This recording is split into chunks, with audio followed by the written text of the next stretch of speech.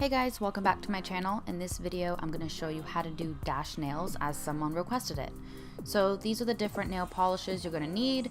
You need a base coat, a top coat, a white nail polish, a blue nail polish, and then a white nail polish that has a skinny brush. So first you're going to take your base coat and do a thick coat of that. Once that's dry, you're going to take your white nail polish. The one I use is called Instant Pearl by Milani. You don't have to use white nail polish, but I like to use it so that it makes the blue pop more against the white. And this way you don't have to do as many coats of blue. So for this video, I just did one coat of white. The blue I use is by Sally Hansen, and it is called Blue Chip.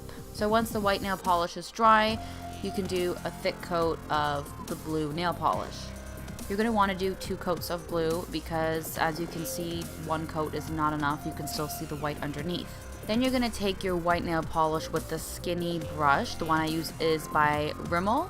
You just want to make a little line and curve it and then do the same at the bottom. If you try to do it in like one whole movement, it's not going to work out. So I just like to do a little curve and then do the side and slowly like make it thicker too so that it looks like this.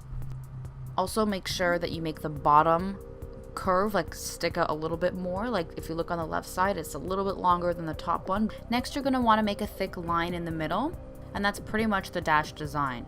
Once you're done and your nails have dried, then you can go in with a Q-tip and some nail polish remover and clean up the edges. The last thing you're going to want to do is apply your top coat. The one I use is by Wet n Wild. And there you have it, dash nails. If you guys found this video helpful or think the dash nails look cool, please give this video a thumbs up and subscribe to my channel for more. And if you have any other crypto nail tutorials that you guys want me to do, please let me know down in the comments below, and I will see you guys in my next video. Thanks for watching. Bye.